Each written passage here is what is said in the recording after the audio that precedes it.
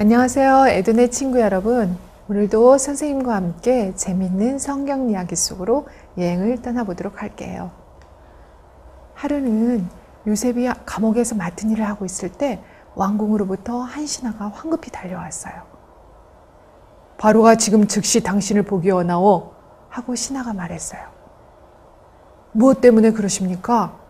지금 즉시 오시오 하고 신하는 거듭 말했어요. 그 순간 요셉은 얼마나 흥분되었을까요? 그는 급히 서둘러서 수염을 깎고 옷을 갈아입고 바로에게로 갔어요. 감옥에서 궁전까지 가면서 그는 혼자 별 생각을 다 했어요. 대관절 무슨 일일까? 왜 불렀을까? 내가 무슨 잘못한 일이라도 있나? 술 맡은 관원장이 그를 기억해냈다는 생각은 꿈에도 할 수가 없었어요. 그러나 바로 그 일이 일어난 것이에요. 바로 그 전날 밤에 바로는 이상한 꿈을 꾸었어요. 그 꿈은 몹시 그를 괴롭혔어요.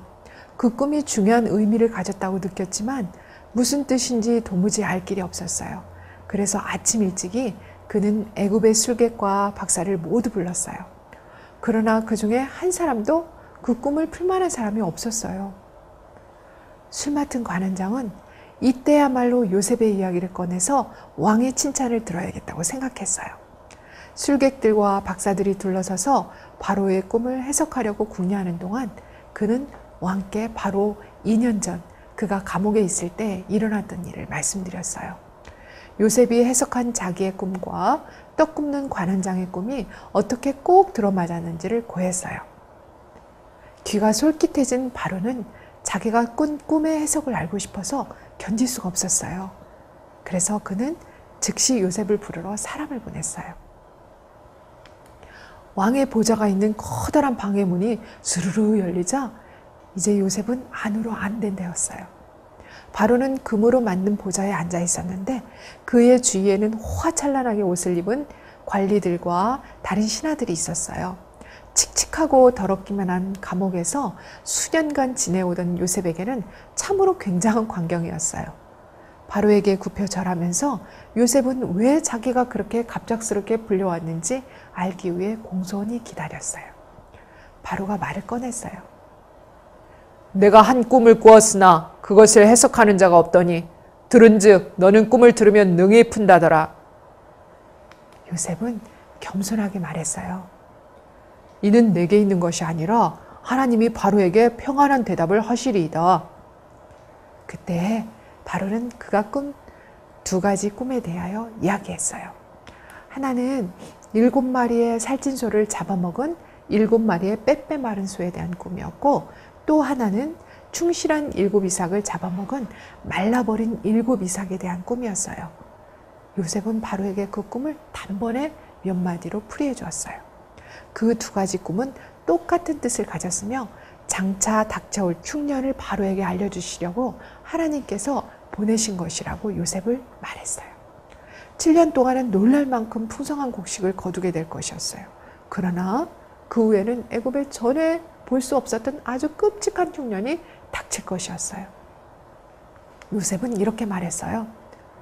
이제 바로께서는 명철하고 지혜 있는 사람을 택하여 애굽 땅을 치리하게 하시고 바로께서는 또 이같이 행하사 국중에 여러 관리를 두어 그 7해 풍년에는 애굽 땅의 5분의 1을 거두되 그 관리로 장차 올 풍년의 모든 곡물을 거두고 그 곡물을 바로의 손에 돌려 양식을 위하여 각 성에 정치하게 하소서. 이와 같이 그 곡물을 이 땅에 저장하시면 애굽 땅에 임할 7해 흉년을 예배하시리이다. 바로는 매우 감격했어요. 꿈을 해석해 주는 것뿐만 아니라 자기 앞에 있는 훌륭한 청년이 준 빈틈없는 충고 때문이었어요. 왕은 그의 신하들에게 이렇게 말했어요. 이와 같이 하나님의 신이 감동한 사람을 우리가 어찌 얻을 수 있으리요? 드디어 요셉은 애굽 온 나라를 다스리는 사람으로 뽑혔어요. 바로는 나는 너보다 높음이 보좌뿐이니라 라고 말을 했어요. 바로가 자기의 임장반지를 빼어 요셉의 손에 끼우고 그에게 세마포 옷을 입히고 금사슬을 목에 걸고 자기에게 있는 버금수레에 그를 태우매 무리가 그 앞에서 소리 지르기를 엎드리라 하더라라는 말씀이 나와 있어요. 요셉의 형들이 지금 그의 모습을 볼 수 있었다면 얼마나 놀랐을까요? 그들이 요셉을 해치우고 깎아내리려고 노예로 팔았지만 요셉은 이렇게 모든 사람이 엎드려 절하는 앞에서 임금님의 수레를 타고 애굽의 큰 도시들을 누비고 있지 않나요? 하나님께서는 이처럼 그분을 사랑하고 의지하는 사람들을 위하여 원수들의 음모를 깨뜨리시고 마지막에는 언제나 정의가 이기도록 일하셔요. 여러분도 혹시 요새처럼 어려운 일을 당할 때가 있으면 두려워하지 마세요. 그리고 진실하고 성실하게 행하세요. 하나님께서는 여러분을 그분의 보좌가 있는 곳으로 인도해 주실 것이에요. 그 후에 몇 년은 요셉의 황금기였어요. 참으로 행복한 시간이었어요. 요셉은 마치 길고 캄캄한 굴 속에서 햇빛이 있는 곳으로 나오는 듯 했어요.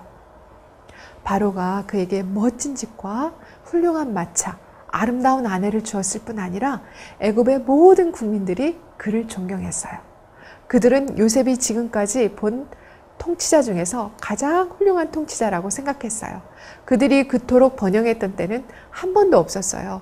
7년 동안 그들은 생전 처음 그런 엄청난 수확을 거두었어요. 토지 소출이 심히 많은지라고 돼 있어요. 정부에서 모든 수확의 5분의 1을 거둬들일 때에도 투덜거리는 사람이 없었어요. 왜냐하면 처치하기 곤란할 정도로 양식이 많았으니까요. 장래를 걱정하는 사람은 아무도 없었어요. 요셉만은 장차 올 그 재앙을 알고 있었어요. 그는 곡식 창고를 짓기 위해 온 나라를 마차를 몰고서 다녔어요. 그는 모든 도시에다 곡식 창고들을 짓고 터질 만큼 가득 곡식을 채워 넣었어요. 처음에는 들여놓은 곡식 가마니를 모두 세워보려고 했지만 끝내 두 손을 들고 말았어요. 너무너무 많았으니까요. 요셉이 저장한 곡식이 바다 모래같이 심이 많아 세기를 그쳤으니 그 수가 한이 없었다라고 성경에 나와 있어요. 그런데 7년의 풍년이 끝나버렸어요. 8년이 되던 해에 추수할 때가 되었지만 아무것도 거둘 것이 없었어요. 모든 것이 말라붙어 버렸어요. 끔찍한 흉년이 닥친 것이에요. 온 세상이 추수에 다 실패하였어요. 수백만의 사람들이 굶주림을 겪게 되었어요. 각국 백성도 양식을 사려고 애굽으로 들어와 요셉에게 이르렀으니 기근이 온 세상에 심함이었더라라고 말씀에 나와 있어요. 요셉은 그들이 여러 해 동안 견뎌야만 할 것을 알았기 때문에 할 수 있는 데까지 곡식 창고를 닫아두었어요. 그러나 마침내 더 견딜 수 없게 되자 그는 창고를 열고 굶주린 사람들에게 곡식을 팔기로 했어요. 지혜롭고 주의 깊은 요셉의 결정에 사람들은 얼마나 기뻐했는지 몰라요. 가나안에 사는 야곱도 기근 때문에 걱정하고 있었어요. 그의 기나긴 생애 동안 이렇게 무서운 기근은 결코 본 적이 없어요. 짐승들 먹일 풀도 없고 많은 식구를 먹일 양식도 없었어요. 추수도 역시 실패로 돌아갔어요. 굶어 죽지 않을 만큼 양식은 조금씩 돌아갔어요. 마침내 야곱은 그의 아들들을 모두 불러서 이렇게 말했어요. 내가 들은즉 저 애굽에 곡식이 있다 하니 너희는 그리로 가서 거기서 우리를 위하여 사오라. 그리하면 우리가 살고 죽지 아니하리라. 그리하여 베냐민만을 아버지 곁에 두고 10명의 아들들은 모두 애굽으로 떠났어요. 그들은 22년 전 요셉을 이스마엘 상인들에게 노예로 팔았을 때 요셉이 여행했던 바로 그 길을 따라갔어요. 그들은 옛날에 자기들이 저지른 잘못에 대하여 여러 번 생각했음에 틀림이 없어요. 또 요셉이 아직도 살아있다면 혹시 애굽에서 만날지도 모른다고 생각했을 것이에요. 그렇지만 바로 다음으로 높은 애굽의 우두머리가 된 요셉을 보리라고는 전혀 기대하지 않았어요. 애굽에 다다르자 그들은 어디에서 곡식을 살 수 있는지 물어보았어요. 사람들은 먼저 그들의 통치자의 허락을 얻어야만 된다고 말했어요. 그래서 그들은 그를 만나기 위해 갔어요. 애굽의 고급 관리들만 입는 찬란한 옷을 입고 애굽 사람의 말을 하는 이 훌륭한 사람이 자기들의 동생인 줄은 꿈에도 생각하지 못한 채 그들은 요셉 앞에서 굽혀 절했어요. 그러나 요셉은 즉시로 그들을 알아보았어요. 너무도 반가웠어요. 그렇지만 그는 자기가 누구라는 것을 알리기 전에 그들이 노예로 팔아버린 후 오랜 세월 동안 그 마음을 돌이켰는지 알아보기로 작정했어요. 그래서 요셉은 일부러 엄한 목소리로 그들이 정탐꾼인 것처럼 죄를 뒤집어 쓰였어요. 그들은 몹시 두려웠지만 겸손하게 자기들이 정탐꾼이 아니고 가나안의 한 노인의 아들들일 뿐이라고 대답했어요. 그들은 양식만을 구하려고 할 뿐이라고 말했어요. 그러나 요셉은 막무가내로 너희는 정탐들이라 라고 말했어요. 드디어 요셉은 3일 동안 그들을 감옥에 가둬버렸어요. 아마도 요셉은 그들에게 감옥이 어떤 곳인지 알게 하려 했거나 그가 그들에게 해야 할 다음 일을 생각할 시간을 가지려고 그랬던 것일 거예요. 그러나 그가 제일 바랐던 것은 사랑스러운 동생 베냐민을 다시 한번 만나보는 것이었지만 어떻게 그 일을 해낼 수 있을까요? 마침내 한 가지 묘안을 생각해낸 요셉은 그 형제들을 불러오게 했어요. 그리고는 그는 이렇게 제의했어요. 그것은 그들 가운데 한 사람은 감옥에 남겨두고 나머지 사람만 양식을 가지고 집에 갔다가 베냐민과 함께 다시 돌아오는 것이었어요. 그들은 찬성했어요. 요셉은 시므온을 인질로 잡았어요. 군사들이 시므온을 꽁꽁 묶을 때 형들은 덜덜 떨면서 바라보았어요. 그런데 이상한 일이었어요. 형들의 마음에 갑자기 그들이 오래전에 요셉에게 그렇게 악하게 대했기 때문에 이 모든 문제가 생겼다는 생각이 들었어요. 그들은 서로 이야기했어요. 우리가 아우의 일로 인하여 범죄하였도다. 그가 우리에게 애걸할 때 그 마음의 괴로움을 보고도 듣지 아니하였으므로 이 괴로움이 우리에게 임하도다. 르우벤이 그들에게 대답하여 가로되 내가 너희더러 그 아이에게 득죄하지 말라고 하지 아니하였느냐? 그래도 너희가 듣지 아니하였느니라. 그들이 눈치채지 못했을지라도 요셉은 그들이 하는 말을 모두 알아들었어요. 형들이 괴로워하는 것을 보고 참을 수 없었던 요셉은 그들을 떠나가서 울었어요. 어쩌면 그렇게도 인정이 많을까요? 집으로 돌아가는 동안 형들은 자루 속에 그들이 양식값으로 준 돈이 그대로 있는 것을 발견했어요. 그 돈이 왜 자루 속에 들어있는지 그들은 알 수가 없었어요. 그들은 그것 때문에 전보다 더욱 애굽에 돌아가는 것이 두려웠어요. 그들은 요셉이 그들을 사랑해서 그 돈을 되돌려 주도록 명령한 것을 알지 못했어요. 집에 도착했을 때 그들은 그동안 일어났던 일들을 야곱에게 모두 이야기했어요. 그리고 애굽의 총리가 막내 동생을 데려오지 않는 한 더 이상 양식을 줄 수 없다고 말한 것도 알렸어요. 야곱은 소리쳤어요.